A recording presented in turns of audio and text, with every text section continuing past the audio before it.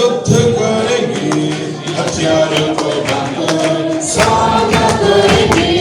मसीह की सेना हम युद्ध करेंगे, हथियारों को बांधकर सामना करेंगे। विश्वास में दृढ़ हो, हम युद्ध करेंगे, विजय निश्चय है यीशु के नाम से। विश्वास में दृढ़ हो, हम युद्ध करेंगे, विजय निश्चय है यीशु के नाम से। मसीह की सेना हम युद्ध करेंगे, हथियारों को बांधकर सामना करेंगे। मसीह की सेना हम युद्ध करेंगे, हथियारों को बांधकर सामना करेंगे। विश्वास में दृढ़ हो, हम युद्ध करेंगे, विजय निश्चय है यीशु के नाम से। विश्वास में दृढ़ हो, हम युद्ध करेंगे, विजय निश्चय है यीशु के नाम से। मसीह की सेना हम युद्ध करेंगे, हथियारों को बांधकर सामना करेंगे। मसीह की सेना हम युद्ध करेंगे, हथियारों को बांधकर सामना करेंगे। विश्वास में दृढ़ करेंगे, विजय निश्चय है यीशु के नाम से। विश्वास में दृढ़ हो, हम युद्ध करेंगे, विजय निश्चय है यीशु के नाम से। विश्वास में दृढ़ हो, हम युद्ध करेंगे, विजय निश्चय है यीशु के नाम से। विश्वास में दृढ़ हो, हम युद्ध करेंगे, विजय निश्चय है यीशु के नाम से। विश्वास में दृढ़ हो, हम युद्ध करेंगे, विजय निश्चय है यीशु के नाम से। विश्वास में दृढ़ हो, हम युद्ध करेंगे, विजय निश्चय है यीशु के नाम से।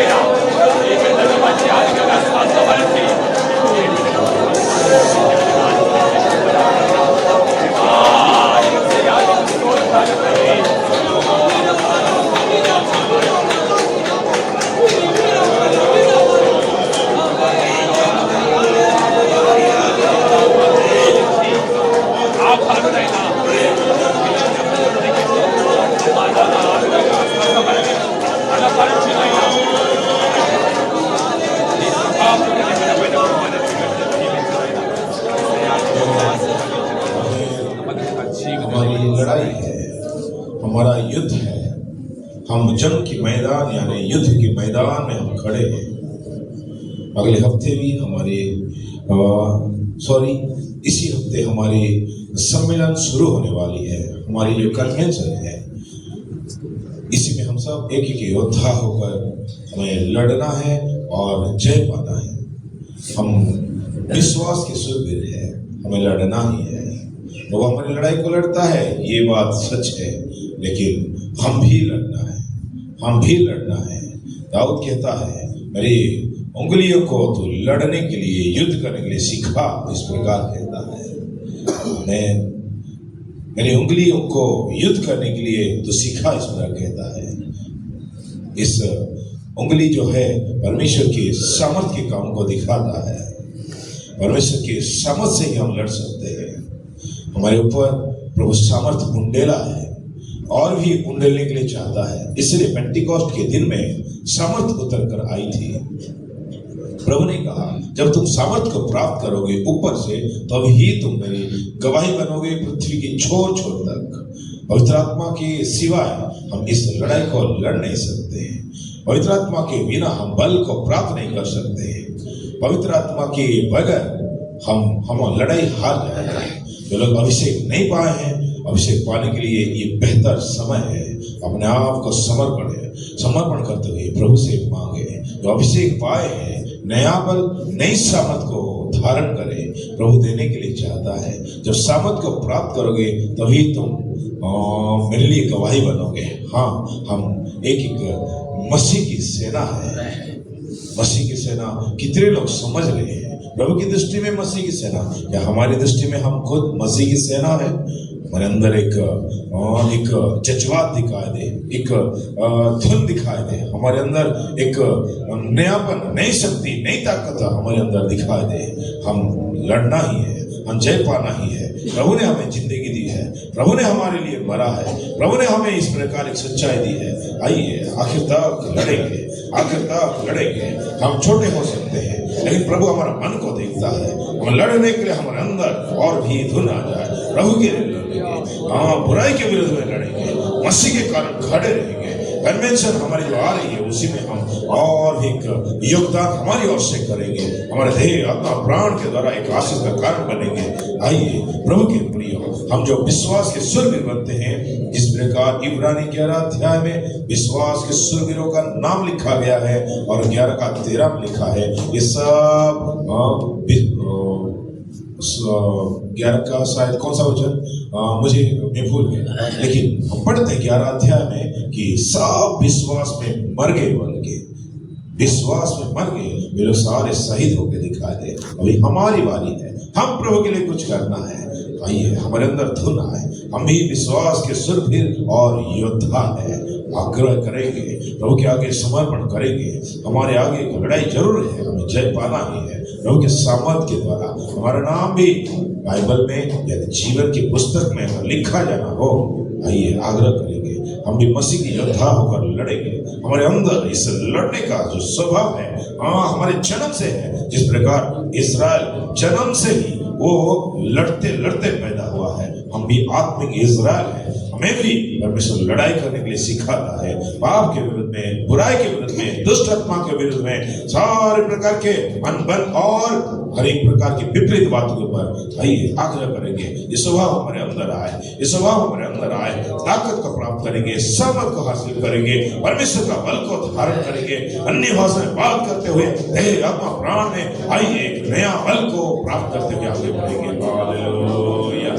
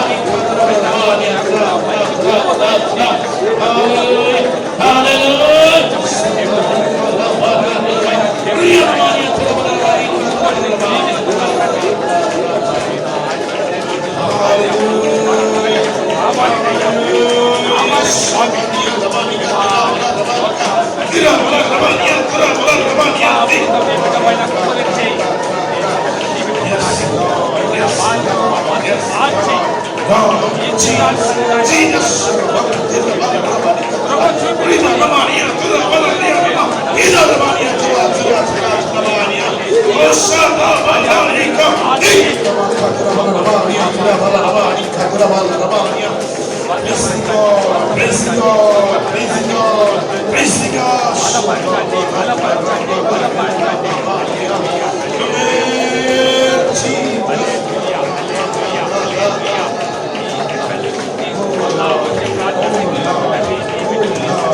अपनी भाषा बोलने पाते हैं, ताकत की कमी है।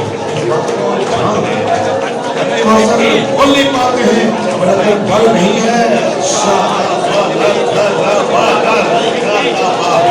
उर्रानिया शंकरा वाला नमन करेगा मानिया, तीरा वाला नमन करेगा मानिया, तीरा वाला तीरा मानिया।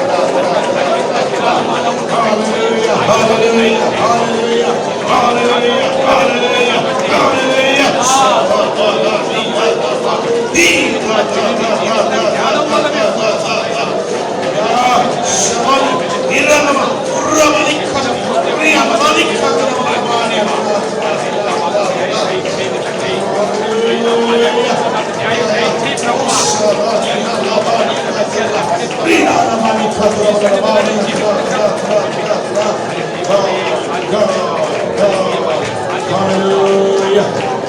मसीह की सेना हम युद्ध करेंगे, हथियारों को थामकर स्वागत करेंगे।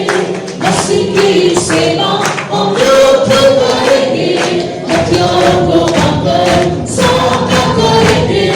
विश्वास में दृढ़ हो हम युद्ध करेंगे, विजय निश्चय है यीशु के नाम से। विश्वास में दृढ़ हो हम युद्ध करेंगे, विजय निश्चय है यीशु के नाम से। मसीह की सेना हम युद्ध करेंगे, हथियारों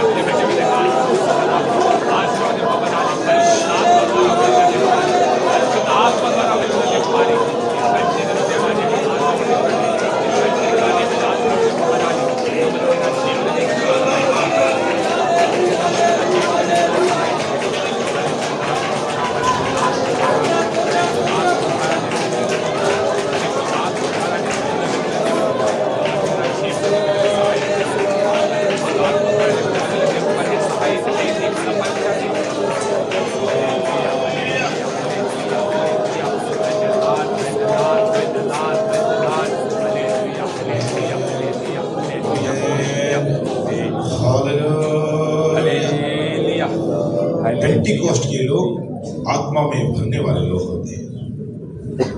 2 दिन पहले हमारे chief pastor brother Matthew Jammu में बोल रहे थे, पेंटिकॉस्ट लोग आत्मा में भरने वाले लोग होते हैं। और पेंटिकॉस्ट इसलिए प्रभु ने बनाया है आत्मा में भरने के लिए और कलीसिया में शामिल होने के लिए। उस कलीसिया को ही प्रभु ने लेकर जाएगा। पवित्र आत्मा नहीं पाए हुए लोग कलीसिया में आत्मा से वे लोग जुड़े नहीं हैं, शरीर से जुड़े हैं।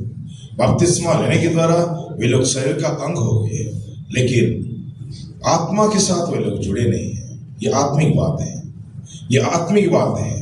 हम समझने के लिए कोशिश करें।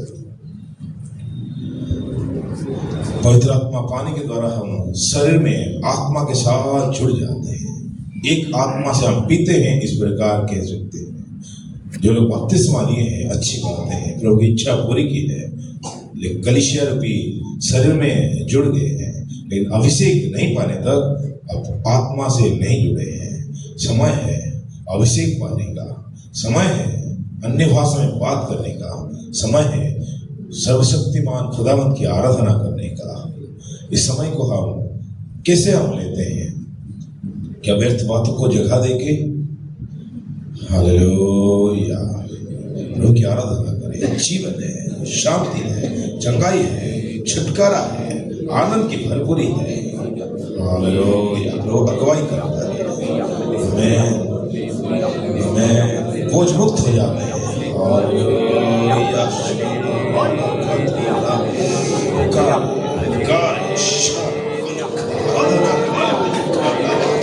अन्य भाषा में बात करें, इसमें ही ताकत है।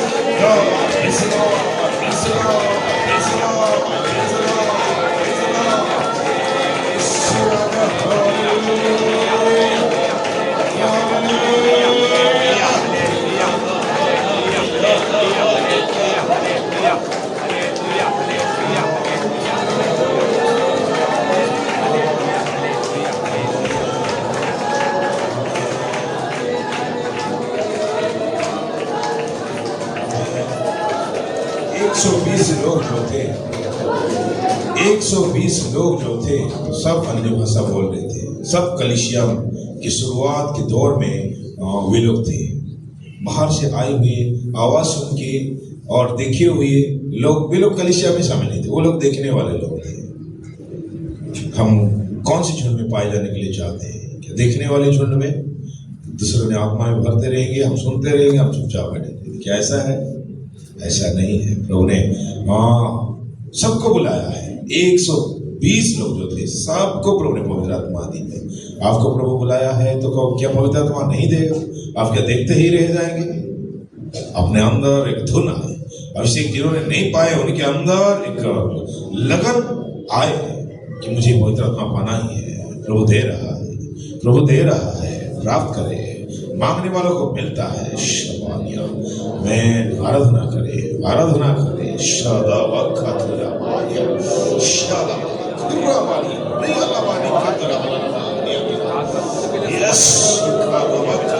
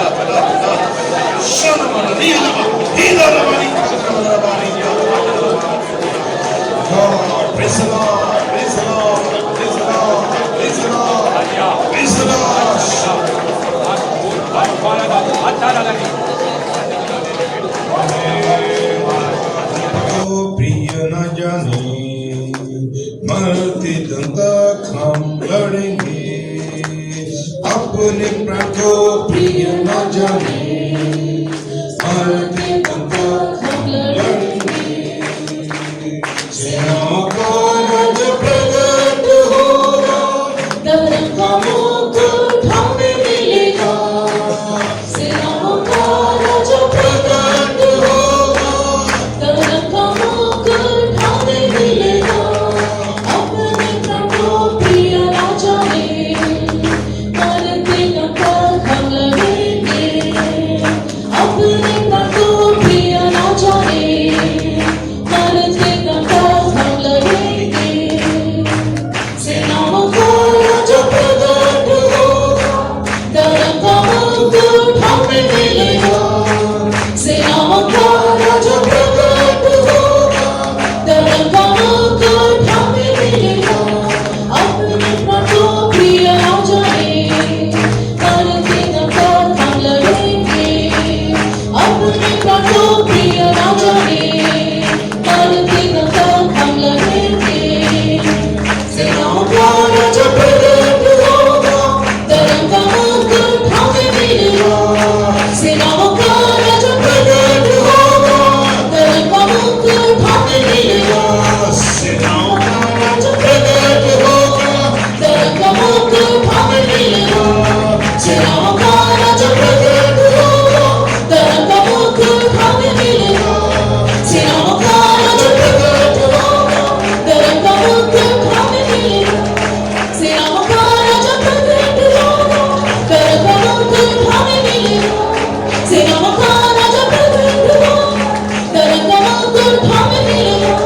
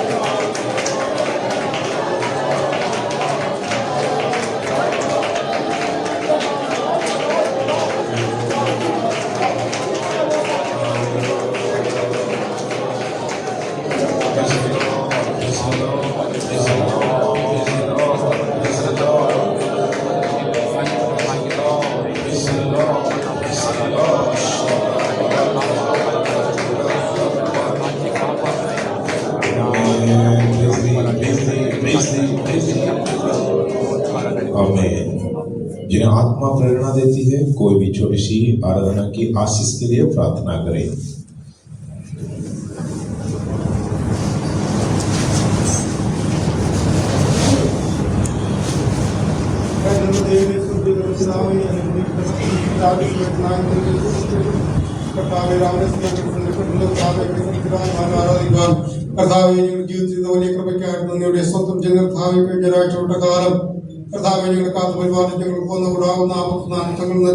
പ്രയാസങ്ങളിൽ നിന്ന് ദുഃഖങ്ങളുടെ വേദനകളിൽ ആ കർത്താവെ ഞങ്ങളെ വിളിച്ച് സൂക്ഷിച്ച് വലിയ കൃപയ്ക്കായിട്ട് നന്ദിയോടെ സ്തുതിക്കുന്നു. കർത്താവെ കഴിഞ്ഞ ആഴ്ചപ്പെട്ട അനേക കുറവുകൾ, അനേക തെറ്റുകൾ, അനേക പാവങ്ങളെല്ലാം നിങ്ങൾ ജീവിതത്തിൽ കിടന്ന കർത്താവിനെല്ലാം ക്ഷമിക്കുവാനും അതെല്ലാം പുറക്കുവാനും കർത്താവെ നിങ്ങളോട് കാണിച്ച ദയക്കായി നന്ദിയോടെ സ്വന്തം കർത്താവ് രാജസ്വയം മുതൽ അങ്ങേസത്തിൽ കടന്നു വന്ന സമയം മുതൽ കർത്താവെ അങ്ങേസത്തിൽ ആത്മാവിനെ രാജ്യം ബോധപ്പെടുത്തുവാൻ ആത്മാവ് നിറഞ്ഞ കർത്താവെ അങ്ങ് സന്തോഷിക്കുവാൻ ഞങ്ങൾക്ക് തന്ന വലിയ കൃപയ്ക്കായിട്ട് നന്ദിയോടെ സ്തോത്രം ചെയ്ത് കർത്താവെ ഞങ്ങൾക്ക് മുമ്പിൽ വെച്ചിരിക്കുന്ന കൺമഷ കർത്താവെ ഞങ്ങളുടെ കരങ്ങളിലേക്ക് കർത്താവെ ഹാലേ ഞങ്ങള് കർത്താവ് തന്നെ പോരാളികളായ കർത്താവ് ക്രിസ്തുവിന്റെ ഭന്മാരായ കർത്താവ് കൺമഷനോട് കടന്നുപോയി കർത്താവ് ഹാലേ ക്രിസ്തുവിന് വേണ്ടി കർത്താവെ വേല ചെയ്യുവാൻ ഞങ്ങൾ സഹായിക്കണമെന്ന് പ്രാർത്ഥിക്കുന്ന കർത്താവെ ഹാലേ അതിനുവേണ്ടി കർത്താവെ ഞങ്ങൾ ആത്മീയമായി ഭൗതികമായി കർത്താവെ ഞങ്ങളുടെ കരങ്ങളിൽ നീട്ടുവാൻ കൊണ്ട് കർത്താവെ ഞങ്ങൾ ബലപ്പെടുത്തണമെന്ന് പ്രാർത്ഥിക്കുന്നതാണ്. കർത്താവെ ഞങ്ങൾക്ക് ഞങ്ങളുടെ ആരാധന കർത്താവ് ശേഷഭാവനെ കർത്താവെ അനുഗ്രഹിക്കണമെന്ന് പ്രാർത്ഥിക്കുന്നു. കർത്താവെ നല്ല സാക്ഷ്യങ്ങളിൽ കർത്താവെ ഞങ്ങൾ അനുഗ്രഹിക്കണമെന്ന് പ്രാർത്ഥിക്കുന്നു. കർത്താവെ ഞങ്ങൾക്ക് ഒരാഴ്ചപ്പെട്ട കാലം ജീവിക്കാൻ വേണ്ടുന്ന സ്വർഗീയമായ മന്ന കർത്താവെ അപ്പച്ചോട് കേൾക്കുവാൻ തക്കണം കർത്താവെ ഞങ്ങൾ ബലപ്പെടുത്താൻ വേണ്ടി അപ്പച്ചൻ ബലപ്പെടുത്തണമെന്ന് പ്രാർത്ഥിക്കുന്നു. കർത്താവെ ഞങ്ങൾ ഒഴിഞ്ഞവരായി വന്ന് കർത്താവെ നാം ഞങ്ങൾ നിറഞ്ഞവരായി മടക്കി പോകുവാൻ തക്കണം ദൈവം കൃപ ചെയ്യണമെന്ന് പ്രാർത്ഥിക്കുന്നു. കർത്താവെ ഞങ്ങളുടെ കുറവുകളോ ഞങ്ങളുടെ കുറ്റങ്ങളൊന്നും കർത്താവെ ഞങ്ങളുടെ ആരാധന തടസ്സം നിൽക്കുവാൻ ഇടയാകരുതേ എന്ന് പ്രാർത്ഥിക്കുന്നു. കർത്താവെ ഇത് മുഴുവൻ പാട് നിൽക്കുന്ന വിശുദ്ധന്മാർ നടക്കുന്ന സകല കൂട്ടങ്ങളെയും കർത്താവെ അനുഗ്രഹിക്കണമെന്ന് പ്രാർത്ഥിക്കുന്നു. അതിൽ കൂടെ കർത്താവെ നിങ്ങളുടെ കൂട്ടത്തിൽ അനുഗ്രഹിക്കണമെന്ന് പ്രാർത്ഥിക്കുന്നു. നിങ്ങൾ പ്രാർത്ഥന യാതൊരു സ്വന്തം യേശുവിന്റെ നാമത്തിൽ कल छुट्टी के दिन था ना, कल छुट्टी थी, ऐसा है? छुट्टी था या नहीं? कोई जवाब नहीं दे रहे। छुट्टी था, गवर्नमेंट हॉलीडे नहीं था? नहीं?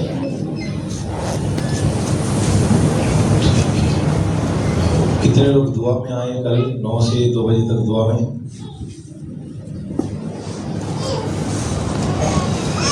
हाथ उठाए, हमें जानने की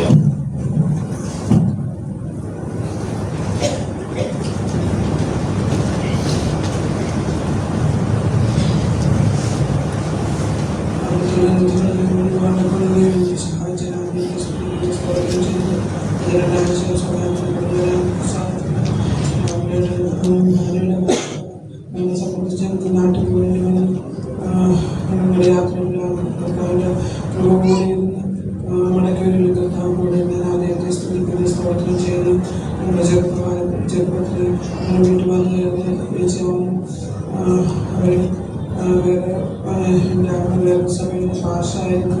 അവരുടെ മരണത്തിന് ശേഷം ചേച്ചി വേറെ സഭകളിലൊന്നും പോകാതെ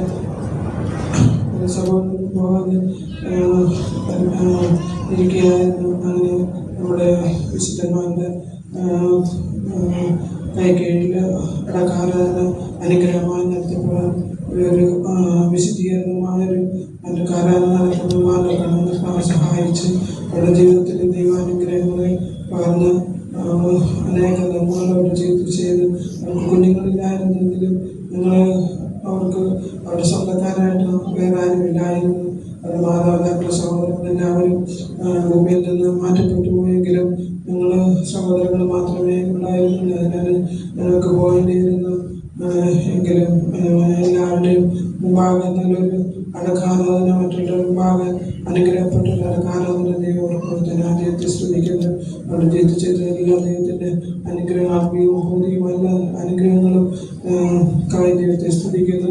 നമ്മുടെ ജീവിതത്തിലും അല്ലെങ്കിൽ ഓരോരുത്തരും ദിവസത്തിൽ അവരുടെ ജീവിതത്തിൽ കർത്താവ് ചെയ്ത അനുഗ്രഹങ്ങളെ പിന്തുടർന്നുകൊണ്ട് അവൻ്റെ പാദപീഠത്തിലിരുന്ന് കർത്താവിൻ്റെ കൃപകളെ പ്രാപിച്ചുകൊണ്ട് അവസാന രക്ഷപ്പെടേയും കാണപ്പെടേണ്ട എല്ലാവരുടെയും പ്രാർത്ഥന വേഷം സാക്ഷിക്കുന്നു.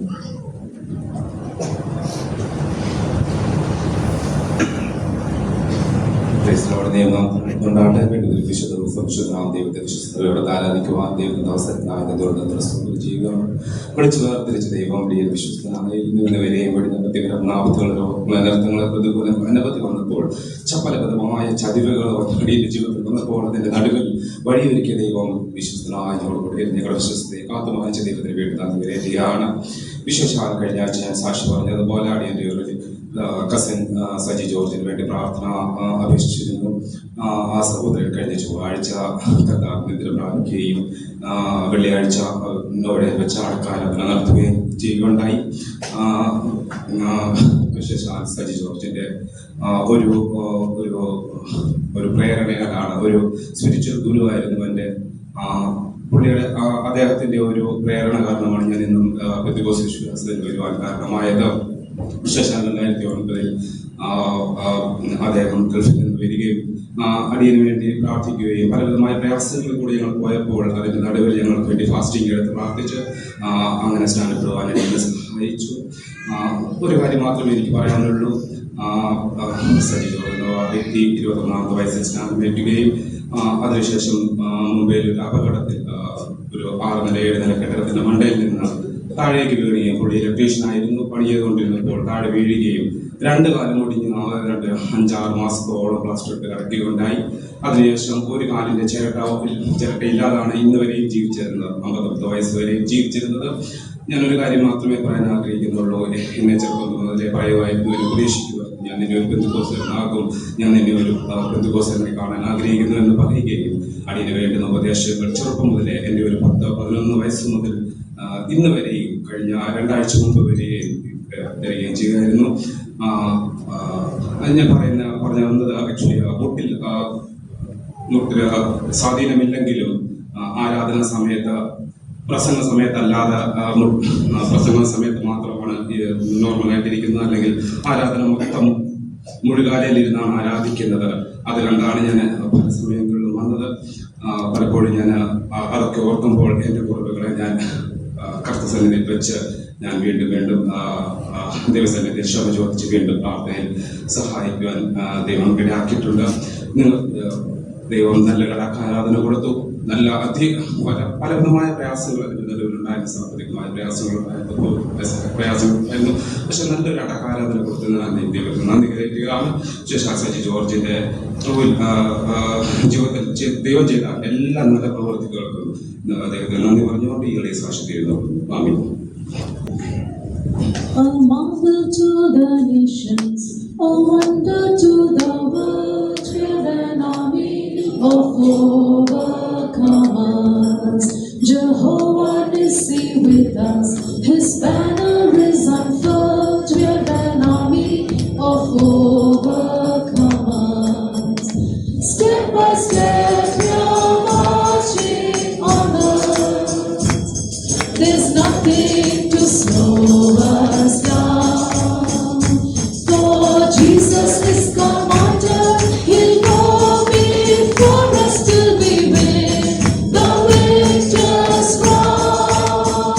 Step by step we are marching onward, there's nothing to slow us down. For Jesus is commander, He'll go before us till we win the victor's crown. Each one a one-man army can storm through any host. We are an army of overcomers, an army then of armies filled with the Holy Ghost. We are an army of overcomers. Step by step we are marching onward, there's nothing to slow us down. For Jesus is commander, He'll go before us till we win the victor's crown. Step by step we are marching onward, there's nothing to slow us down. For Jesus is commander, He'll go before us till we win the victor's crown.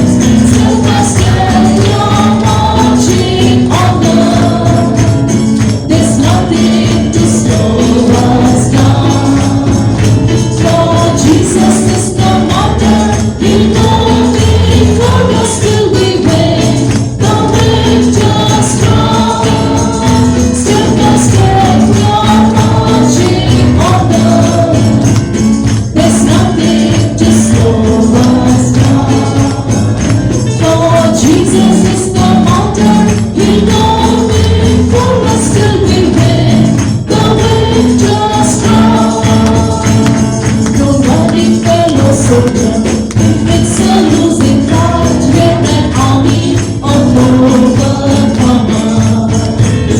The battle isn't over, the victory is in sight. We're an army of overcomers. Step by step, you're marching onward.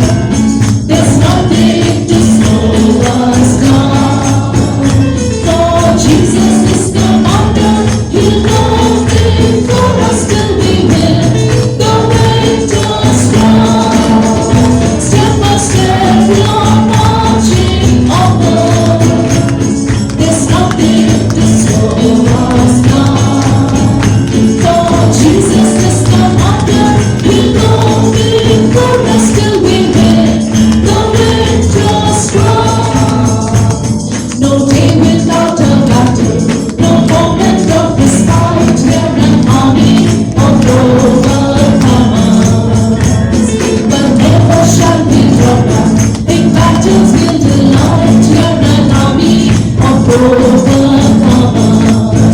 Step by step, you're marching onwards. There's nothing to slow us down. For Jesus is the wonder, He'll go before us till we win the victor's crown. Step by step, you're marching onwards. There's nothing to slow us down. For Jesus is the wonder, He'll go before us till we win the victor's crown.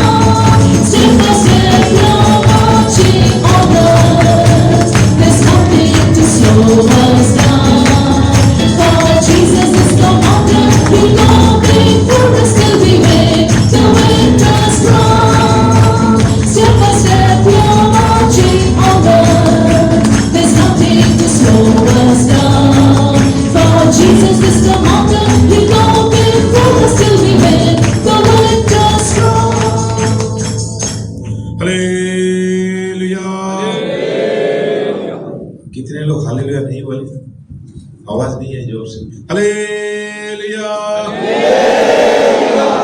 बैठ जाएंगे सब। हमारी पवित्र शास्त्र को खोलेंगे Let us open our Bibles. और Nehemiah की पुस्तक में आ जाएंगे। Let us go to the book of Nehemiah. जब लोगों ने अपनी बंदित्व अवस्था के बाद इज़राइल देश में लौटे, When from their state of captivity, the children of Israel returned back to the land, उनकी सारी माहौल सारी बदला था। all the situation was contrary for them. कुछ वहाँ जन्म हुए लोग भी थे There were people who were born over there जो कि बंदित्व की जगह में, in the place of captivity. और सब तितर बितर होके दिखाई दिए थे। They were all hither and thither over there, all scattered. लेकिन परमेश्वर की मदद से वे लोग जब इज़राइल में आए, But these people, by the help of God, when they returned back to Israel, परमेश्वर ने उन्हें और भी पुरानी जो आज्ञाओं को, त्योहारों को पालन करने के लिए नेहमिया के द्वारा और भी प्रकट किया था। and God revealed through Nehemiah in order that they may observe the festivals and the feasts of the old days. इसलिए नेहमिया को बात को मानकर सारे लोगों ने यरूशलेम में एकत्रित हुए। Therefore, heeding to the words of Nehemiah, all the people gathered at Jerusalem. तो जब हम 8वां अध्याय में हम जाते हैं, When you go to the 8th chapter, हम देख सकते हैं कि इज़राइली लोग किस प्रकार यरूशलेम में आकर एकत्रित हुए हैं। we find as to what manner in which the children of Israel gathered together in Jerusalem. परमेश्वर की स्तुति होवे। Glory be to the name of the Lord. आज नेहमिया की पुस्तक 8वां अध्याय और पहला वचन पढ़ेंगे।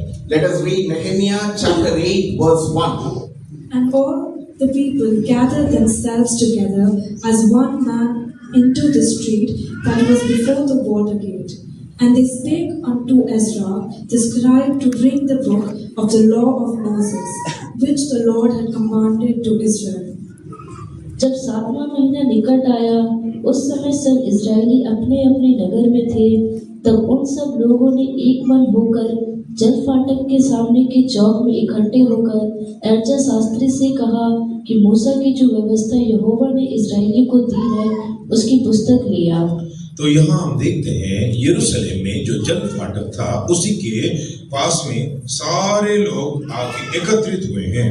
And we find that before the water gate in Jerusalem, all the people have gathered over there. देखिए, ध्यान दे नौजवानों, ध्यान दे, हमारे पूर्वजों का इतिहास अगर जानेंगे तभी हम उसी को अनुसरण कर सकते हैं।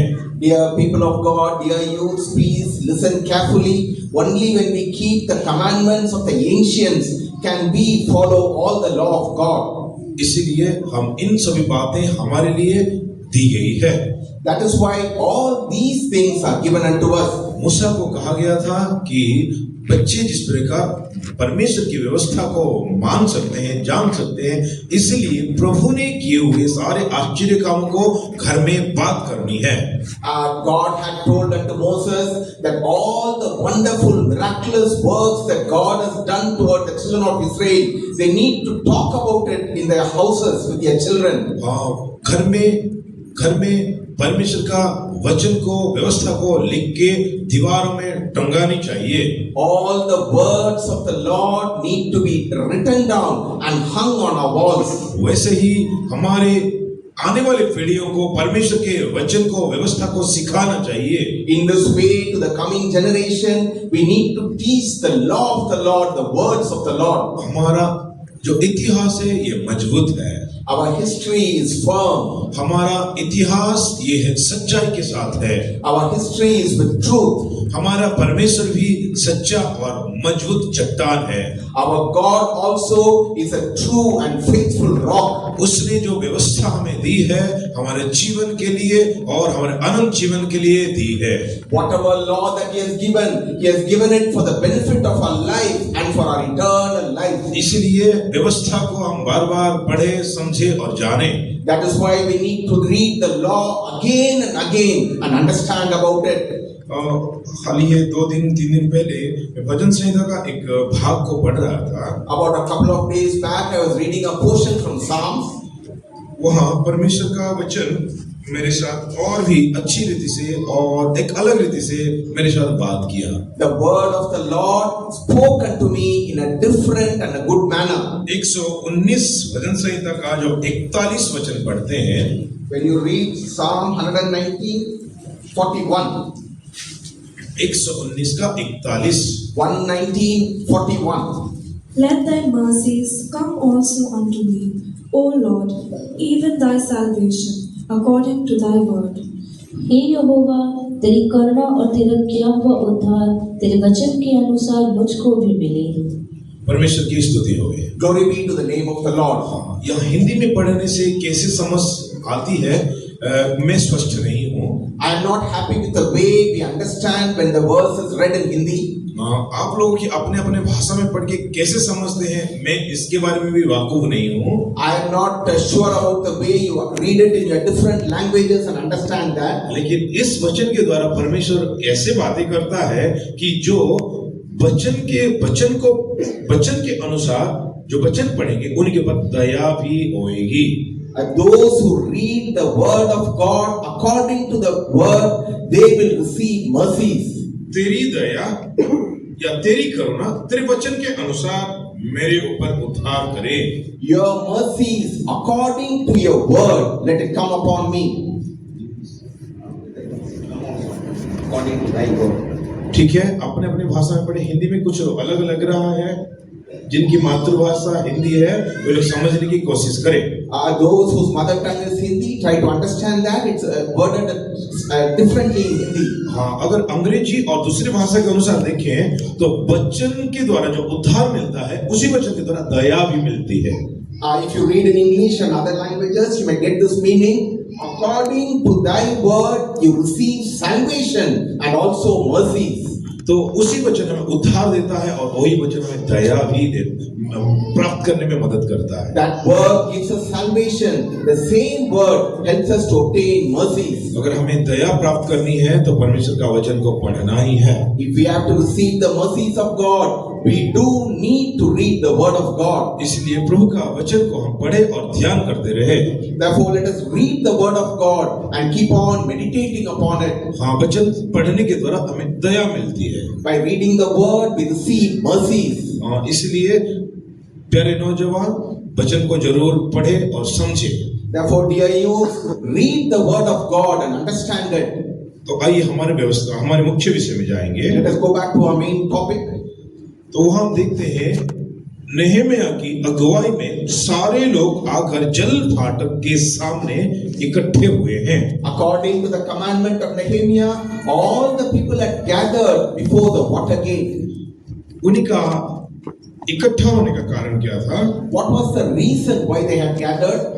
वे लोग परमेश्वर की व्यवस्था में से कुछ जाने, In order that they may understand something from the book of the law. इसलिए इज़रा को व्यवस्था की पुस्तक को लाने के लिए कहा गया।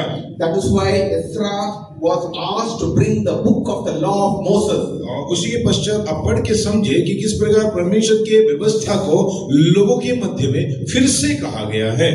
In that way they can read and understand, and the law of Moses might again be told before the people. और आज की हमारा जो मूल वचन है, Our key verse for today, उन्हीं व्यवस्था में से एक बात है जो 14 वचन में हम पढ़ते हैं। one aspect of this law we read in verse 14. पढ़ेंगे नेहमिया की पुस्तक 8वां अध्याय और 14 वचन। Nehemiah chapter 8 verse 14.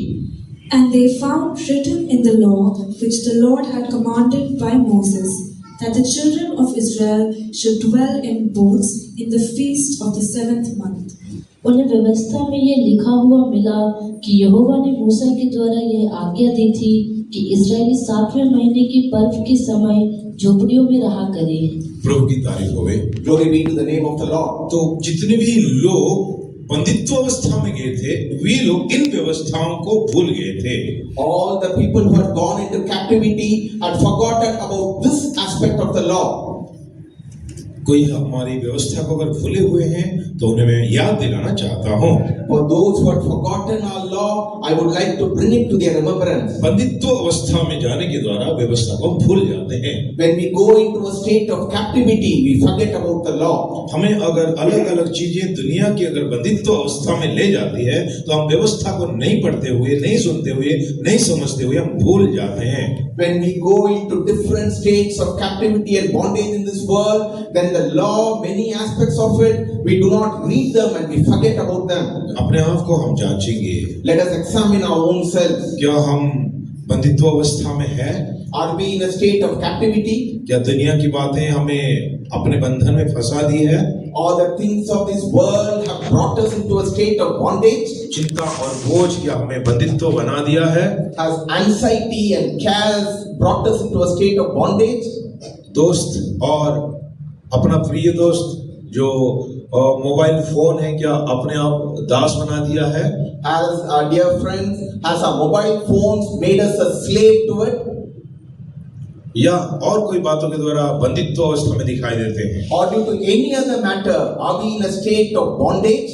जिसके चलते व्यवस्था पढ़ नहीं पाते हैं Because of that, we are not able to read the law और भूल जाते हैं। and we forget about it. लोगों की अवस्था बंदित्व में था, इसलिए वे लोग व्यवस्था को भूल गए हैं। That people were found in a state of captivity, that is why they had forgotten about the law.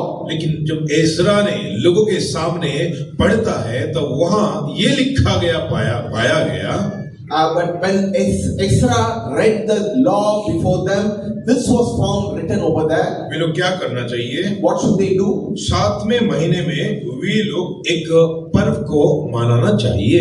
On the 7th month, these people had to observe a particular feast. उसी को ही हम 8 अध्याय का 14 वचन में पढ़ते हैं। That the description of that we read in verse 14. उस पर्व का नाम झोपड़ी का पर्व बोल के हम पढ़ते हैं। That is called as a feast of the booths or the feast of the tabernacle. परमेश्वर की तारीफ हो गई। Glory be to the name of the Lord. हाँ, परमेश्वर के प्रिय लोगों, इजराइल लोगों को परमेश्वर 7 प्रकार के अलग अलग त्योहार या पर्व या उत्सव मनाने के लिए कहा था।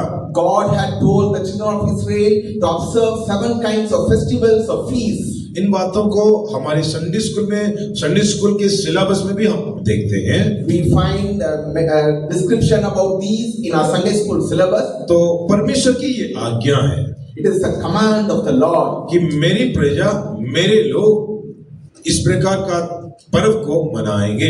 My people should observe a feast like this. इस पर्व का नाम झोपड़ी का पर्व दिखा बोल के हम जानते हैं। The description of this feast is called as a feast of the booths. इसीलिए परमेश्वर ने लेवी व्यवस्था में भी आज्ञा दी थी। Even in the book of Leviticus, God had given them this commandment. और हम उस लेवी की पुस्तक उसका 23 अध्याय में इन तमाम बातों को हम पढ़ सकते हैं। In Leviticus chapter 23, we can read about these things. हाँ, परमेश्वर के प्रिय लोगों, लेवी व्यवस्था में हम देख सकते हैं किस प्रकार परमेश्वर ने उन्हें इस प्रकार के त्योहार मनाने के लिए आज्ञा दी थी। We find in the book of Leviticus how God had given them commandments to observe this kind of feast. 23 का 33 और 34 मिला के पढ़े। 23 verses 33 and 34. And the Lord spake unto Moses, saying, Speak unto the children of Israel, saying, The 15th day of this 7th month shall be the feast of tabernacles for 7 days unto the Lord. फिर यहोवा ने मूसा से कहा, इस्राएलियों से कह कि उसी 7वें महीने के 15वें दिन से 7 दिन तक यहोवा के लिए झोपड़ियों के पर्व रहा करें। परमेश्वर की स्तुति होवे। Glory be to the name of the Lord. तो यहोवा के लिए वे लोग 7 दिन के लिए झोपड़ी में रहा करेंगे। For 7 days, for the Lord's sake, they will dwell in tabernacles. ये परमेश्वर की आज्ञा जो मूसा के द्वारा कही गई। This was the command given to the children of Israel through Moses. झोपड़ी में रहना एक पर्व है। To dwell in booths is a feast. क्या सुनने में आश्चर्य नहीं लगता है? Does it not look surprising to you? त्योहारों के दिनों में घर को सजाएंगे। On the day of the feast, you leave your houses. उत्तम वस्त्र पहनेंगे, नया वस्त्र पहनेंगे। You will wear new garments. और उपभोग करेंगे। And you will enjoy yourself. लेकिन यहाँ परमेश्वर इस प्रकार एक त्योहार को मनाने के लिए कहा। But the Lord had told them to keep such a feast. उस नाम ही झोपड़ी का पर्व है। It is called as a feast of tabernacles or booths. परमेश्वर की तारीफ हो गई। Glory be to the name of the Lord. 35 वचन में पढ़ते हैं कि इस त्योहार को मनाने के लिए वे लोग कहीं दूसरा काम नहीं करना चाहिए। On the verse 35 it is written, in order to observe this holy convocation, they shall do no servile work therein. हाँ, परमेश्वर के प्रिय लोगों, इस प्रकार ये परमेश्वर की आज्ञा है और इसे करना ही चाहिए। This is the command of the Lord and they have to do according to that. इसलिए हम क्या देखते हैं, क्या उसका तरीका क्या था? What was the method of that? 40वां वचन में हम पढ़ते हैं। We read in verse 40. उनको क्या करना चाहिए इस झोपड़ी का पर्व मनाने के लिए? In order to observe the feast of the booths, what should they do? 40 वचन पढ़ेंगे। Let us read verse 40. And ye shall take you on the first day of the boughs of goodly trees, branches of palm trees, and boughs of thick trees, and willows of the brook, and ye shall rejoice before the Lord your God 7 days. और पहले दिन तुम अच्छे अच्छे वृक्षों की उपज और खजूर के पत्ते और घने वृक्षों की डालियां और नालों में के मजनू लेकर अपने परमेश्वर यहोवा के सामने 7 दिन तक आनंद करना। प्रभु की तारीफ होवे। Glory be to the name of the Lord. इसी प्रकार वे लोग डालियां को लेकर आना है। In this way they have to bring the boughs or branches of the trees. और वे लोग झोपड़ी बनाना है। And they have to make a booth out of that. और 42 वचन में पढ़ते हैं कि वे लोग 7 दिन तक उसी झोपड़ी में ही रहना है। In verse 42 we read that for 7 days they should dwell in booths like that. 42वां वचन। Let us read verse 42. Ye shall dwell in booths 7 days. All that are Israelites born shall dwell in booths. 7 दिन तक तुम झोपड़ियों में रहा करना, अर्थात जितने जन्म के इस्राएली हैं वे सब के सब झोपड़ियों में रहे। प्रभु की स्तुति हो गई। Glory be to the name of the Lord. तो परमेश्वर ने जब वो मिस्र से उनको निकाला, उनको कहा था कि तुम्हारे लिए सारे रेडीमेड बना हुआ है कनान की देश में। When they moved out of the land of Egypt and came towards the land of Canaan, God told them that everything has been prepared for you in the land of Canaan. तुम्हारे लिए बहुत सारे पेड़ लगाए हुआ जमीन है, फल का पेड़ है, There have been many trees planted over there, fruit-bearing trees. और कुआं है, Wells are over there, वैसे ही घर भी है। and even houses are there. इसी प्रकार परमेश्वर ने उनको कहा और दिया भी था। In this way, the Lord had told them and given them also. उसी के ऊपर वे लोग और भी नया घर बनाए, And beyond that, they also made new houses. इतना कुछ होने के बावजूद भी परमेश्वर उनको हफ्ते में साल में 7 दिन झोपड़ियों में रहने के लिए कहा। Despite all this, the Lord had commanded them that for 7 days they will dwell in booths. हाँ, परमेश्वर के प्रिय लोगों, ये और पर्व बल की प्रभु की बात है, शब्द है। And it is also mentioned as a festival or a feast in the Word of God. क्या हम हमारे जेहन में नहीं तो हमारे दिमाग में क्या ऐसी बातें आती है कि झोपड़ी में रहना एक पर्व हो सकता है? Does it come in our mind that only dwelling in booths can make up a feast? झोपड़ी में रहना आसान है या अच्छे घर में रहना आसान है? Is it easy to dwell in booths or is it easy to dwell in a goodly houses? प्रभु की तारीफ हो गई। Glory be to the name of the Lord. उसी में ही रहना है 7 दिन तक, वहीं परमेश्वर ने हमें आशीष करेगा। If we stay like that in booths, that is the way God will bless us. इसलिए शायद अक्टूबर 7 तारीख 2023 में इजरायली लोगों ने एक जगह पर एकत्रित हुए थे। On October 7, 2023, the children of Israel were gathered in a particular place. और हिजबुल्ला जो आतंकवादी झुंड है उनके ऊपर आक्रमण किए। And Hamas, the terrorist group, had invaded and attacked them. उस त्योहार का नाम क्या था? What was the festival that they were observing?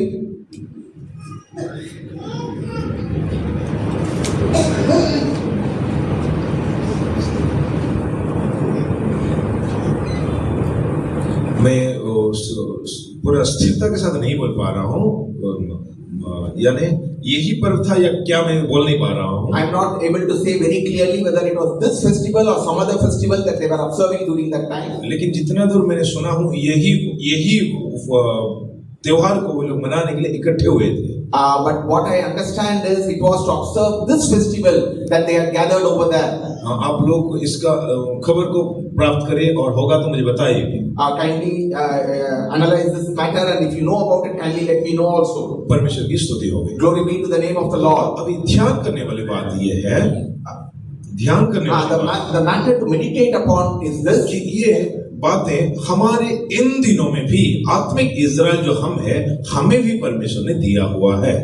This law has been given even unto us, the spiritual Israel. इसलिए हम भी इस पर्व को, झोपड़ी का पर्व को मनाने के लिए हमें आज्ञा मिली है, नहीं तो ठहराया गया है।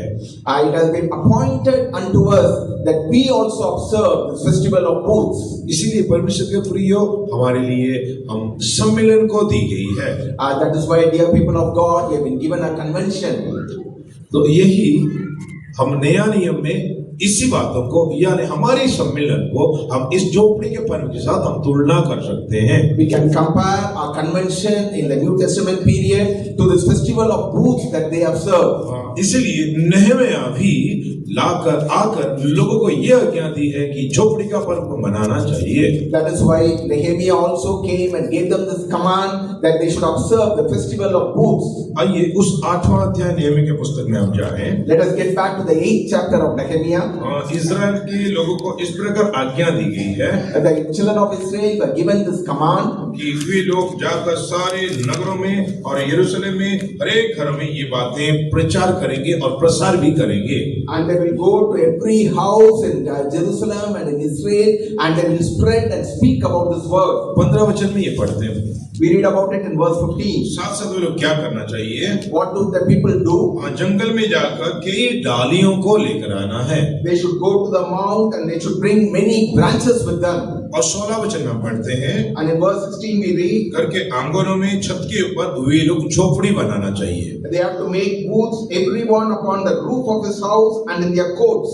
और 7 दिन तक वहां ही रहना चाहिए। And 7 days they should dwell in that booth. प्रभु की स्तुति होवे। Glory be to the name of the अपना Lord. घर में उन दिनों में नहीं रहना चाहिए। They should not stay in paka houses during those days. वहाँ पर से प्रिय लोगों, छाया के माने हम नए नियम में भी हमारे सम्मेलन को हम तुलना करके देख सकते हैं। Dear people of God, we can see the same incident as a shadow for us in the New Testament period. परमेश्वर इस प्रकार की एक व्यवस्था दी है। क्यों त्योहार मनाने के लिए कहा है? God has given a law like this. Why has He told them to observe a feast? साल भर अगर हम अपने घर में रहने पर भी 7 दिन हम झोपड़ी में रहना है। Even though we dwell in our houses throughout the year, for 7 days we need to dwell in booths. देखिए, ये परमेश्वर की आज्ञा है, अपनी इच्छा के अनुसार हम रह नहीं सकते हैं। It is the command of the Lord. According to our own desire, we cannot dwell like that. ऐसा क्यों? हम जब सोचेंगे, Why so? When we think about it, जब व्यवस्था विवरण में हम जाते हैं, when we go to Deuteronomy, वहाँ हम देख सकते हैं कि जब परमेश्वर ने लोगों को कनान में बसाया, when the Lord had brought them to the land of Canaan, वहाँ दूध और मधु बहने वाली जगह है। it is a land flowing with milk and honey. इसलिए ये जब सभी चीजें जो मिलती है, It is a land where everything was available. जब अच्छे भोजन करके तृप्त होते हैं, They had good food that satisfied them. और जब पशुधन बढ़ जाता है, When their cattle increaseth, उसी समय क्या होता है? what happens during that time? मनुष्य के मन में अहंकार समा जाता है। Pride will come into the heart of man. हाँ, ये परमेश्वर ने जो जानता है हमारे हृदय को भविष्य का क्या होने वाला है, वो खुद कहा है। God who knows our hearts had told as to what will happen in our hearts. इसलिए 11वां वचन में अगर पढ़ेंगे तो हम परमेश्वर ने सावधान रहने के लिए ही कह के शुरू किया है। Therefore, when we read verse 11, God asked them to be careful about this matter. अब खुद पढ़ के समझे। Let us read and let us understand. खुद पढ़े। 11 से लेकर अगर नीचे पढ़ते आएंगे तो वहां हम देख सकते हैं कि परमेश्वर ने कहा कि जब तुम खा के तृप्त हो जाओगे, जब तुम्हारे पशुधन बढ़ जाएगा, जब तुम अच्छे घर बनाओगे, तब तुम्हारे अंदर अहंकार समा जाएगा। When all your goods increase, when the cattle of your land will increase, when everything prospers, then pride will enter your heart. है ना? ऐसा है? Is it so? ऐसा ही है। It is like that. हाँ, परमेश्वर के प्रिय लोगों, इसलिए परमेश्वर ने कहता है कि 7 दिन तक तुम झोपड़ी में रहना है। That is why God has given this command. For 7 days you will dwell in booths. कष्ट के साथ रहना है। They'll dwell with difficulties. अच्छे घरों में नहीं रहना है। Not stay in paka and good houses. इसलिए होशे नबी क्या कहता है? What does prophet Hosea tell about it? उसका जब 8 अध्याय में हम जाते हैं, When you go to Hosea chapter 8, 14 वचन पढ़ेंगे, 8 का 14 वचन। let us read verse 14 of 8. होशे की पुस्तक 8 अध्याय 14 वचन। Hosea chapter 8 verse 14. For Israel had forgotten his maker and builded temples, and Judah had multiplied fenced cities. But I will send a fire upon his cities, and it shall devour the palaces thereof. परमेश्वर की स्तुति होवे। Glory be to the name of the Lord. यहाँ हम देखते हैं उत्तम घर बनाने के पश्चात इज़राइल और यहूदा वे लोग क्या किए हैं? परमेश्वर को भूल गए हैं। We find that because they made goodly houses and temples, the children of Israel had forgotten their maker. इसी बातों को हम जब व्यवस्था विवरण में परमेश्वर ने कही हुई बातों को हम देखते हैं तो परमेश्वर किस प्रकार सर्वज्ञानी, भविष्य को जानने वाला परमेश्वर हम तुलना करके देखते हैं। When we read about what God had himself commanded them in the book of Deuteronomy, we can understand how our God is an almighty God who knows what will happen in the future. इसलिए व्यवस्था विवरण में हम क्या पढ़ते हैं कि ये सब जब बढ़ जाएगा तुम्हारा हृदय अहंकार से भरेगा। When all these things will increase, your heart will be filled with pride. उसी हिस्सा को पढ़े। Let us read that portion. Beware that thou forget not the Lord thy God, in not keeping his commandments, and his judgments, and his statutes, which I command thee this day, lest तब तेरे मन में अहंकार समा जाए और तू अपने परमेश्वर यहोवा को भूल जाए जो तुझको दास्तब के घर अर्थात मिस्री देश से निकाल लाए। 14 वचन में है इसे, हिंदी इंग्लिश में ऊपर नीचे करेंगे। जब सब बढ़ जाएगा तब लिखा है कि अहंकार समा जाएगा। When everything will increase, that is the time when pride will come in. आइए हमारे जीवन को हम तुलना करके देखेंगे Let us compare our lives and see. कि हमारे जीवन में भी खुदावंद ने कई समय कई बातों को नहीं देता है। In many times, in many places, कुछ बातों को हम जो मांगते हैं नहीं मिलता है, what we ask of the Lord, we do not receive. क्योंकि प्रभु हमें जानता है कि भविष्य में वही चीज हमारे लिए नुकसानदायक होगा। Because God knows in the future that matter will create a harm or a loss unto us. परमेश्वर से दूर लेकर जाएगा। It will take us away from God. वही जो हम मांगी हुई चीज हमारे जीवन में अहंकार लेकर आएगा। The thing that we ask and receive of Him, that will bring pride in our life. इसीलिए हम परमेश्वर ने जो दिया है उसी में हम संतुष्ट रहने के लिए प्रभु ने कहा है। That is why God had told us to be satisfied with whatever God gives unto us. देखिए हिंदी के अनुसार 8 व्यवस्था विवरण 8:14 में लिखा है, तब तुम्हारे जीवन में अहंकार समाएगा। In Hindi, in chapter 8, verse 14, it is written that because of this, pride will come in your heart, और परमेश्वर को भूल जाएंगे। and you will forget your God. प्रभु की स्तुति होवे। Glory be to the name of the Lord. 16 वचन में पढ़ते हैं, परमेश्वर को तुम भूल जाओगे इसी कारण। Because of this, you will forget your God. It's written. और वैसा ही हुआ जो हम होशे की पुस्तक 8 अध्याय 14 वचन में पढ़ते हैं। And chapter 8 of Hosea, chapter 14, also we read the same thing. देखिए परमेश्वर कितने पहले से जाना हुआ है और लोगों को सावधान रहने के लिए कहा है। See how the Lord knows the future and has asked His people to be careful. इन बातें हमें यही सिखाती है कि परमेश्वर हमारा भविष्य का रखवाला है। From this we understand that the Lord is the preserver of our future. इसलिए जिद करके कुछ बातों को ना प्राप्त करें। Therefore, let us not keep on asking and try to receive certain things. वही चीजें हमारे लिए नुकसानदायक हो सकता है। That matter can be a loss and a loss unto us in the future. इस्राएल लोगों ने अच्छा घर बनाए The Israelites made good houses और परमेश्वर को भूल गए, and they had forgotten their Maker. और परमेश्वर को नहीं भूलने के लिए वे लोग 7 दिन का झोपड़ी का पर्व मनाना चाहिए। And in order that they may not forget their God, for 7 days they have to make a booth. प्रभु की स्तुति होवे। Glory be to the name of the Lord. हमारी जब धन बढ़ता है, When our riches increase, हमारा मन वहां लगा देते हैं हम, then our mind gets placed on it. ये मनुष्य का ये दुर्बलता है। This is a bad quality of man. इसीलिए वचन बार-बार हमें चेताता है कि धन बढ़ने से हमारा मन नहीं लगाना चाहिए। That is why the word again and again warns us that even when our wealth, riches increase, we should not place our mind upon them. हम पिछले बुधवार बाइबल अध्ययन में भी हम एक मुख्य बातों को हम ध्यान कर रहे थे। Even on Wednesday, this was an important matter that we were meditating. Bible अध्ययन में क्यों नहीं आते हैं? बहुत लोग आ सकते हैं फिर भी नहीं आते। Many people can come for the Bible studies, but still they do not come. हम कुछ गहराई बातों को ध्यान कर रहे हैं। We are meditating on some deeper things. स्वर्ग राज्य की भेद, The mystery of the heavenly kingdom. प्रभु के प्रिय लोगों, वहां हमें जाना है We have to go there, dear people of और God. वहां की बातें हमें जानना चाहिए। So we have to be familiar with those things. इस बातों के लिए मैं अनजान, मैं खुद भी अनजान हूँ। I myself am surprised by these things. प्रभु कुछ बातें ऐसे प्रकट करके महीना चलते रहता है। Months together go by after the Lord reveals these things. वचन के अनुसार ही हम ध्यान करते हैं, We meditate according to the word.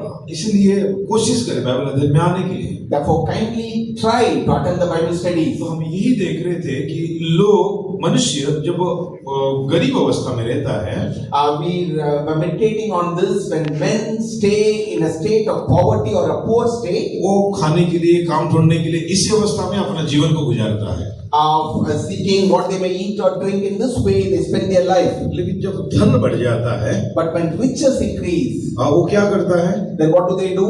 व्यर्थ बातों में उस पैसा को लगाता है। Then they place their money upon vain things. एक विषय को लिए थे, They have taken one thing, वो क्या करता है? and now what do they do? आसपास के लोगों को देखकर वो कोई जानवर को खरीद लेता है। They look at the people's, their neighbors, and they buy one animal. उसके पीछे लगा रहता है। Then they are behind that. पहले अवस्था कैसी थी? How was their state earlier? कहीं काम मिल जाए, कहीं थोड़ा खाना मिल जाए, सेटल हो जाए, इस प्रकार सोच थी। Maybe I may get a job, I may get some food to eat, I may settle down somewhere. और बाद में सब कुछ होने के बाद But after they get everything, वो क्या करता है? then what do? उसी परमेश्वर ने दी हुई आशीष को लेकर व्यर्थ कामों में लगाता है। The same blessing that God had given unto them, they place it upon vain things. प्रभु की स्तुति हो गई। Glory be to the name of the Lord. हमारी अवस्था कैसी है? How is our state? हाँ, परमेश्वर ने दी हुई आशीषों को हम किसकी महिमा के लिए इस्तेमाल करते हैं? The blessings that God has given unto us, for whose glory do we use it?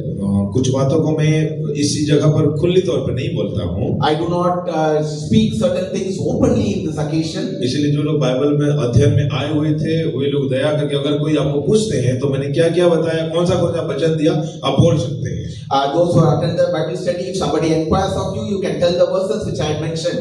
परमेश्वर की तारीफ हो गई। Glory be to the name of the Lord. परमेश्वर की ये आज्ञा है झोपड़ी में रहने के लिए। It is a command of the Lord to dwell in booths. तो झोपड़ी में रहने से क्या होगा? When you dwell in booths, what will happen? कष्ट होगा। There will be difficulty. होगा या नहीं? Will it not be there? हमारे सारे बच्चे फैन के नीचे लेटते हैं, बैठते हैं। All our people dwell under fans. We live in such a situation. कितने लोगों को, बच्चों को भी एसी के बगैर नींद नहीं आती है। Many of our people, including our children, cannot live without an air condition. Convention ground जाने से क्या करेंगे? When they come to the convention ground, what will they do? ठंडी होगी, There will be cold. गर्मी भी हो सकती है, There can be heat. मच्छर भी काट सकते हैं, There can be mosquitoes. सबके साथ मिलके सोना पड़ेगा, And you may have to sleep with everyone. सबके लिए कॉमन बाथरूम होगा। There might be common bathrooms. क्या करेंगे? What will you do? Dining table नहीं मिलेगा, There won't be a dining table. Q में खड़े होके खाना लेना पड़ेगा। You have to stand in the queue and eat your food. हो सके तो और भी कई प्रकार की परेशानी होगी। There can be different other kinds of problems. इतना होने के ऊपर से सेवक लोग और भी कुछ बातें बोलेंगे, काम देंगे, And over all this, the workers might even give you some work to do. तो क्या करें? Are you ready? झोपड़ी में रहना चाहिए, नहीं रहना चाहिए? Do you dwell in booths or do you don't want to dwell in booths? बच्चे क्या करें? Children, what will you do? एंसन सुन रहा है? क्या करें फिर? झोपड़ी का पर्व मनाए ना मनाए? Do we keep the festival of booths or not? Convention मनाए ना मनाए? Do we have a convention or not? प्रभु की आज्ञा ये है, This is the command of the Lord. अपने अच्छे घरों को छोड़कर, पढ़ के देखिए 8 अध्याय का 16 वचन। Read chapter 8 verse 16. ये परमेश्वर की आज्ञा है, इस बातों को जाने। Let us understand what the Lord is telling us. हमारे विचारधारा को, हमारे जो कॉन्सेप्ट को नहीं लेकर आए। Let us not bring our own concepts into this. प्रभु का वचन को प्रभु के वचन के अनुसार ही ले। Whatever is the word of God, let us take it as it is. पहला थिस्सलुनी 2 अध्याय 13 वचन के अनुसार जो वचन प्रेरित होने कहा वो प्रभु का वचन बोल के लोगों ने ग्रहण किए और वो है ही। Whatever word that the Lord has given unto us, let us take it as the word from the Lord. 1 Thessalonians chapter 2 verse 13. For this cause also thank we God without ceasing, because when ye received the word of God which ye heard of us, ye received it not as the word of men, but as it is in truth, the word of God, which effectually worked also in you that believe.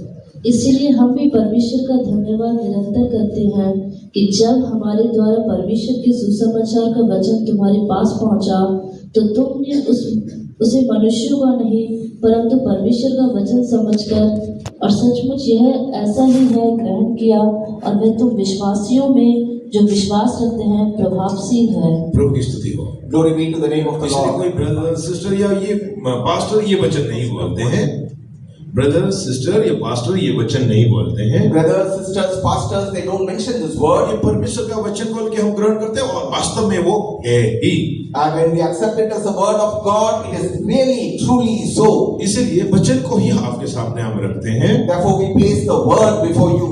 तो आइए नहमीया 8 का 16 वचन पढ़ेंगे। Let us read Nehemiah chapter 8 verse 16. So the people went forth and brought them, and made themselves booth, every one upon the roof of his house, and in their courts, and in the courts of the house of God, and in the street of the water gate, and in the street of the gate of Ephraim. अतः सब लोग बाहर जाकर डालियां ले आए और अपने अपने घर की छत पर और अपने आंगनों में और परमेश्वर के भवन के आंगनों में और जल फाटक के चौक में और इब्राहिम की फाटक के चौक में झोपड़ियां बना ली। परमेश्वर की स्तुति हो। Glory be to the name of the Lord. लेकिन इज़राइल लोगों को अपना अपना घर छोड़कर वे लोग जंगल में गए, लकड़ी काटी और डालियां, कई प्रकार के पेड़ों की डालियां लाकर आंगनों में, नहीं तो घर की छत के ऊपर उन्होंने झोपड़ी बनाई है। The people went to the wilderness, they went to the forest, they collected such branches as mentioned over here, and they brought them and made booths, everyone upon the roof of his house and in the courts. और 17 वचन में पढ़ते हैं वे लोग वहां 7 दिन तक रहे। And we read in verse 17 that they dwelt there for 7 और days. 7 दिन तक सारे लोग वहां रहे। And 7 days they were all dwelling over there. और 17 वचन के आखिरी हिस्सा को पढ़ के देखिए, लोगों के बीच में बड़ा एक आनंद हुआ है। Read the last line of verse 17, and there was very great gladness among the people. And there was very great gladness. उस समय बहुत बड़ा आनंद हुआ। उस समय बहुत बड़ा आनंद हुआ। And there was great gladness. बड़े घर में रहने से आनंद नहीं मिला। When they stayed in big houses, they did not have gladness. हाँ, डबल स्टोरी बिल्डिंग या ट्रिपल स्टोरी बिल्डिंग में रहने से आनंद नहीं मिला। When you stay in double storied or triple storied building, there is no great joy. हाँ, fan के नीचे एसी के रूम में सोने से भी आनंद नहीं मिला। Even staying under fans or sleeping in an AC room, you don't have that joy. लेकिन झोपड़ी में जाकर तो उस तंबू में रहने में आनंद मिला है। But staying in booths under their huts, they receive that gladness. किस प्रकार होता है? How does it happen? आनंद केवल परमेश्वर ही दे सकता है। Only God can give that joy. परमेश्वर आनंद अपने व्यवस्था के द्वारा मनुष्य को देता है। According to His law, the Lord gives joy in the hearts of people. इसीलिए व्यवस्था को अगर मानेंगे हमारे हृदय में आनंद रहेगा। Therefore, if we keep the law of God, there will be great joy in our hearts. इसलिए हम व्यवस्था को पालन करते हैं। That is why we keep the law. व्यवस्था को तोड़ने से हमारा हृदय घबराता है। When we break the law, our heart trembles. हमें डर समा जाता है। We have great fear. लेकिन व्यवस्था परमेश्वर की जो पालन करते हैं उनके मन में आनंद आता है। But when we obey the law and keep the law of God, there is great gladness. इसीलिए भजन लिखने वाला कहता है, तेरा व्यवस्था में मेरे लिए आनंद का कारण है। That is why the psalmist is saying, your law is a great joy in my heart. इसलिए तेरी व्यवस्था को मैं सबसे ज्यादा प्रेम करता हूँ। That is why I love your word, your law more than anything else. हाँ, परमेश्वर के प्रिय लोगों, परमेश्वर की आज्ञा वाणी यही है कि वे लोग जाकर झोपड़ी में रहे। Therefore, dear people of God, it was a command of the Lord that those people go and dwell in booths. उसी प्रकार हम नए नियम में और इन दिनों में हम सम्मेलन चलाते हैं। That is why in the New Testament these days we conduct these conventions. और वहां अगर जाकर हम रहें तो हमें आनंद मिलता है। And when we go and dwell over there, we receive great joy. हम कोशिश करें वहां जाए, वहां हम रहने की कोशिश करें। Let us strive to go there and dwell over there. लोगों के मध्य में रहने के लिए आदत डाले, Let us desire to dwell among people. क्योंकि परमेश्वर उनके मध्य में रहता है। Because God dwells among them. हाँ, इसीलिए हम नीचे क्या पढ़ते हैं? That is why what do we read in the verses down below? वहां पढ़ते हैं कि परमेश्वर के सम्मुख इस प्रकार देखते हैं। They see the presence of God over there in this way.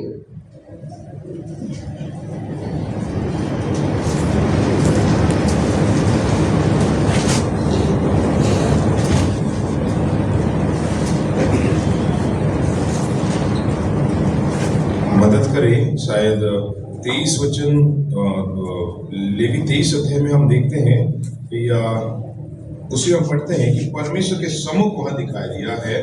We read maybe in Leviticus chapter 23 that the presence of God was seen over there.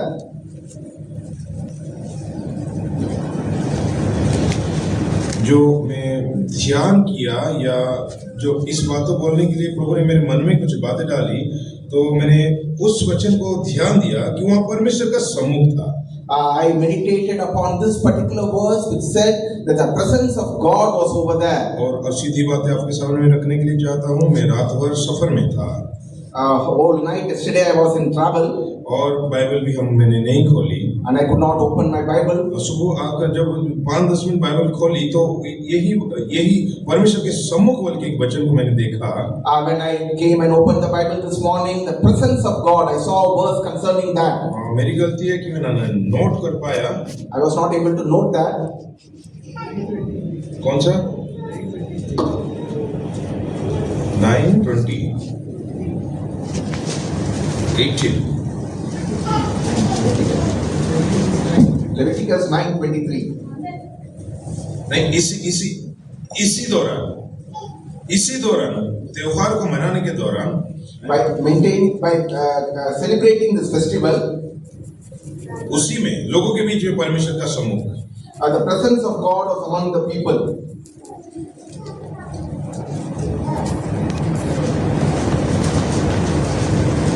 और मेरा कहने का मतलब है कि जहां परमेश्वर इजरायली लोग रहते हैं वहां परमेश्वर निवास करता है। And what I want to say is that where the children of Israel dwelt, there God's presence was seen.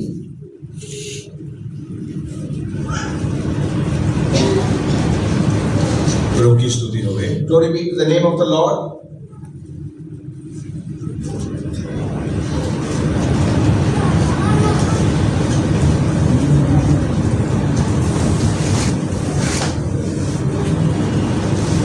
और इसी वचन को मैंने थोड़े समय में ध्यान करते करते देखा कि दाऊद को परमेश्वर कहता है कि मैंने जो इजराइल लोग को सफर कर रहे थे उन्हीं के साथ था, इस प्रकार कहता है। David is saying also about this, saying when the children of Israel traveled, God's presence was with them. पढ़े 23 का 40 वचन पढ़े। Let us read verse 40. 23:40। 23:40. Leviticus 23:40. And ye shall take you on the first day the boughs of goodly trees, branches of palm trees, and the boughs of thick trees, and willows of the brook, and ye shall rejoice before the Lord your God 7 days. और पहले दिन तुम अच्छे अच्छे वृक्षों की उपज और खजूर के पत्ते और घने वृक्षों की डालियां और नालों में के मजनू लेकर अपने परमेश्वर यहोवा के सामने 7 दिन तक सामने, ठीक है, सामने। यही वचन जो परमेश्वर मेरे मन में डाला, जोर देगा कि सामने, परमेश्वर के सामने। Before the Lord your God. This was the word that the Lord had placed in my mind. यानी परमेश्वर के सामने, Before the Lord your God. यानी हम क्या सीखते हैं? What do we understand from this? कि ये झोपड़ी में भी अगर हम रहेंगे, Even when we dwell in booths, तो परमेश्वर का सम्मुख हमारे मध्य में रहेगा। the presence of God will be with us. हाँ परमेश्वर के प्रिय लोगों, हम झोपड़ी या हम छोटे घर में रहते हैं, हम दुखी ना हो। Dear people of God, because we are in small houses or booths, we should not be sad. क्योंकि परमेश्वर अपने लोगों के मध्य में रहता है। Because God dwells in the midst of His people. इसीलिए हम क्या देखते हैं? That is why what do we see? इजरायलियों का सफर में परमेश्वर कहता है मैं उन्हीं के मध्य में था। In the journey of the children of Israel, God is telling them, I am in your midst. वचन मिले।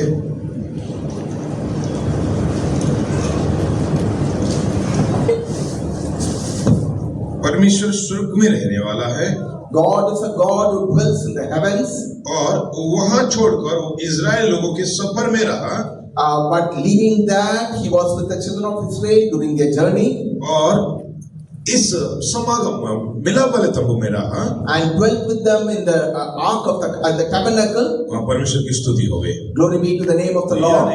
और कहने का मेरा उद्देश्य ये है कि परमेश्वर इजराइल लोगों के मध्य में रहता है। The point that I want to make is that God dwells in the midst of the children of Israel. हाँ, वो वचन भी मैं ढूंढ नहीं पा रहा हूँ। I am not able to search out that verse. प्रभु की इच्छा से हम और कभी याद आने से जरूर बोलूंगा। When I remember that, I will definitely mention about it. कि कितना 17:5-6 First Chronicles 17:6. Wheresoever I have walked with all Israel, यही वचन है 17 का 6। spake I a word to any of the judges of Israel, whom I commanded to feed my people, saying, Why have ye not built me a house of cedars? जहाँ जहाँ मैंने सब इजराइलियों के बीच आना जाना किया, क्या मैंने इजराइल के न्यायों में से जिनको मैंने अपनी प्रजा की चरवाही करने को ठहराया था, किसी से ऐसी बात कही? 5 में से। क्योंकि जिस दिन से मैं इजराइलियों को मिस्र से ले आया, आज के दिन तक मैं कभी घर नहीं रहा परंतु एक तंबू से दूसरे तंबू को और एक निवास से दूसरे निवास को आया जाया करता हूँ। पढ़ के समझे, अपने अपने भाषा में पढ़ के समझे। परमेश्वर स्वर्ग में स्वर्गीय निवास स्थान छोड़ के अपने लोगों के बीच में रहा बल्कि कहता है। I read that verse in your different languages. God left his heavenly abode and dwelt among the people. कोई घर में नहीं रहा, He did not live in any houses, लेकिन तंबू में रहा। but he dwelt in tent. देखिए किस प्रकार परमेश्वर का मनसा मनुष्य के लिए कितना प्रेम हम समझ सकते हैं। From this we can understand the great love that God has toward his people. तो वहाँ उस सामने बल्कि जो वचन हम देखते हैं, शब्द देखते हैं, The verse that we see ahead of us, हाँ, कि लोगों का बीच में परमेश्वर का सामना या सम्मुख है। in the midst of the people, the presence of God was seen. वही हम इस वचन को लेकर प्रमाण करते हैं कि परमेश्वर तंबुओं में निवास किया था। From this verse we can say that God dwelt in tabernacle. इस प्रकार जंगल के सफर में परमेश्वर जितना तो तंबू बदलते थे, वहां अपनी हाजिरी दी है। Wherever in the journey of the wilderness when people changed from tent to tent, the presence of God was found over there. इसलिए कन्वेंशन ग्राउंड जहां भी होता है उस जगह को हम तुच्छ नहीं जाने। Therefore, wherever might be the convention ground, let us not despise that place. हाँ, उस जगह में जो व्यवस्था है उसी के अनुसार रहे। Whatever be the law kept for that place, let us abide by that. हाँ, वहाँ का भोजन करे। Let us eat the food over there. अगर होता है वहाँ रहने की कोशिश करे।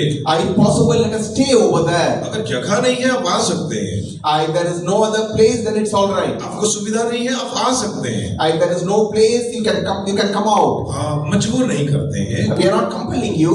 हाँ, लेकिन प्रभु का वचन में हम देखते हैं इस्राएलियों के आवास में परमेश्वर निवास करता है। But from the word of God we see that the Lord dwelt in the tents of the children of Israel. इसलिए 1 तारीख को बुधवार के दिन में जो प्रभु का जुआ पास्टर जी भी इन्हीं बातों को लेकर बोल रहे थे। And therefore on the first when we had the communion service, even Pastor Ji was mentioning from this word कि आखन के बारे में बोले कि किस प्रकार आखन की गलती के कारण 3 लोगों ने दुखी हुए। he was mentioning about the sin of Achan and said because of that 3 people were grieved. और सबसे पहले आखन दुखी हुआ। First of all, Achan was grieved. कलीसिया दुखी हुई। The assembly was grieved. और परमेश्वर भी दुखी हुआ। And God Himself was grieved. हाँ, इसीलिए हम आखन की तरह कोई गड़बड़ी कन्वेंशन के दिनों में और कन्वेंशन की जो सम्मेलन के तंबू में आवास में हम कुछ भी ना करें। Therefore, let us not do any such disorderly thing like Achan during the convention days or in the tents of the convention. हाँ, बच्चे सारे इधर उधर दौड़ते रहते, भागते रहते। Children keep running here and there.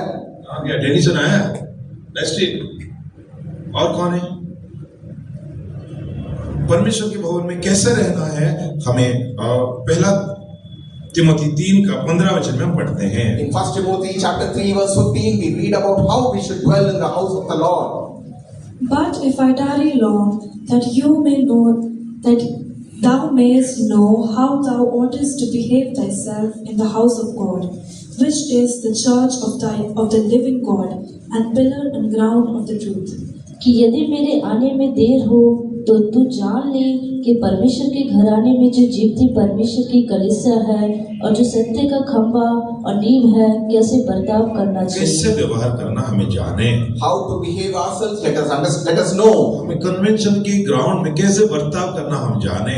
Let us know how we should behave ourselves in the convention ground. परमेश्वर की व्यवस्था के अनुसार बर्ताव करेंगे तो हमारे मन में आनंद और भी बढ़ जाएगा। When we abide by the law of the place, then great joy will expound in our heart. और अपना विचारधारा को अपने व्यवस्था को लागू करेंगे तो कन्वेंशन जाने से कोई आनंद नहीं मिलेगा। When we will establish our own law or order over that, then by going to the convention we will have no joy. इसलिए प्रभु का वचन को प्रभु के वचन को मानकर उसी के अनुसार व्यवस्था को पालन करें। Therefore, understanding the word of God as it is to be understood, let us keep the commandment of the Lord. प्रभु ने हमें दया करके इस पर सम्मेलन दी है। The Lord had mercy upon us and has given us this convention. उसी के लिए परिश्रम करना ही है हमें। We have to strive, work hard for that. लोगों को कहा गया जंगल में जाकर पहाड़ में जाकर डालियां काटो और वहां से लेकर आओ। The people had to go to the wilderness, to the forest, cut branches and bring it from there. तो कि पहाड़ चढ़ सकते हैं हमारे बच्चे? Our children, can we go away for that? पेड़ चढ़ सकते हैं? Can we climb the tree? लकड़ी काट सकते हैं? Can we cut the branches? कर नहीं सकते हैं। We cannot do that. ये सब क्या दिखाता है? What does it all show? Israel लोगों को आराम को हटाने का, The rest or the relaxation of children of Israel, the comforts were removed. वे लोग बड़े बड़े घर में निवास करेंगे तो परमेश्वर को भूल जाएंगे। If they will dwell in big houses, they will forget about the Lord. इसीलिए प्रभु ने आज्ञा दी है, जंगल में पहाड़ में जाकर लकड़ी काटो और लाकर घर के आंगनों में झोपड़ी बना के रखो। That is why God told them, you go cut branches from the forest, bring it to the roof of your houses, to your courts, and make huts and remain over there. यानी उन दिनों में हम आराम नहीं कर सकते हैं। Those days we cannot relax. हम अगर जंगल में जाना है तो हमें कीड़े काटेंगे, कई कष्ट होगा, रास्ता नहीं होगा, हमें ऐसे मुश्किलों में जाना ही पड़ेगा। When we have to go to the forest, then there might not be a proper path, some insect will bite us, so many such difficulties can happen. कष्ट उठाने को दिखाता है। It shows undergoing difficulties. इसीलिए परमेश्वर ने जानकर Israel लोगों को कष्ट देता है। That is why knowingly the Lord afflicts the children of Israel. इसीलिए जिस प्रकार हम सुनते आ रहे हैं कि उकाब अपने बच्चों का घोंसला को हिलाता है, Just like how the eagle disturbs the nest of its young ones. जो लोग साफ करने के लिए गए हैं, शायद उनकी नजर पड़ी या नहीं, कन्वेंशन ग्राउंड में जो हॉल ऊपर रूम है उसमें कबूतर 2 बच्चे को रखा हुआ है। Those of you who have gone to clean the convention ground, I don't know whether you noticed, but in one of the halls over there, doves have kept a nest built a nest over there. उसको कोई नहीं हिला, ऐसे ही है। It was remaining like that. एक समय आएगा जब पंख आ जाएगा कबूतर बच्चों का। When the young doves they receive their wings, माँ क्या करेगी? what will the mother do? उनको मार मार के उनको बाहर निकाल देगी। I will go on picking them and will remove them from there. अभी तक खाना खिलाएगी। Now it is giving them food to eat. लेकिन एक समय आने से उसको पता है वो उस घोंसला में रहने के लिए नहीं छोड़ेगी, उसको बाहर निकालेगी। A time will come when it will not permit them to remain in the nest, but will make them to go away from there. इसलिए सदा हम आराम नहीं कर सकते हैं। So therefore we cannot relax, be comfortable all the time. हाँ, परमेश्वर हमें कष्ट उठाने का समय दिया है। Our God has given us a time to undergo suffering. जितना हो हम कष्ट उठाएंगे। To the extent possible, let us undergo that difficulty. हमारी ड्यूटियों को, कर्तव्य को हम वफादारी से निभाएंगे। Whatever be our duties, responsibilities, let us do it sincerely. हमारे मन में आनंद आएगा। Then there will be joy in our mind. हमें आशीष मिलेगी। And we will receive blessings. हम प्रभु के लिए कुछ किए हैं, बोल सकते हैं। We can say that we have done something for the Lord. इसलिए आइए व्यक्तिगत लाभ से हम ऊपर उठे और परमेश्वर के लाभ के लिए हम कुछ इस हफ्ते भर परिश्रम करेंगे। And therefore, instead of toiling for our own benefit, let us toil for the Lord during this week and receive blessings. यही हमारा भविष्य के लिए आनंद का कारण होएगा। This is what can bring joy in our future. प्रभु इन सभी वचनों के द्वारा और भी हमें आशीष करे। May the Lord bless us through all these words. आइए तारीफ करेंगे। Let us praise God. Praise the Lord। सारे साचे सबके लिए बनो बेहद अच्छे, सारे साचे सबके लिए बेहद अच्छे। मैंने परख लिया उनके लिए वो बला, मैंने परख लिया उनके लिए वो बला, जो वचन खाले सहारा, जो वचन खाले सहारा। वचन तेरे सारे सच्चे सबके लिए बेहद अच्छे। वचन तेरे सारे सच्चे सबके लिए बेहद अच्छे। मैंने परख लिया उनके लिए वो बला, मैंने परख लिया उनके लिए वो बला, जो वचन खाले सहारा, जो वचन खाले सहारा। मेरे दयालु प्रभु करने तेरी सेवा, मेरे दयालु प्रभु करने तेरी सेवा। माने आता हूँ बरकत फजल तेरा, माने आता हूँ बरकत फजल तेरा। मेरे दयालु प्रभु करने तेरी सेवा, मेरे दयालु प्रभु करने तेरी सेवा। माने आता हूँ बरकत फजल तेरा, माने आता हूँ बरकत फजल तेरा।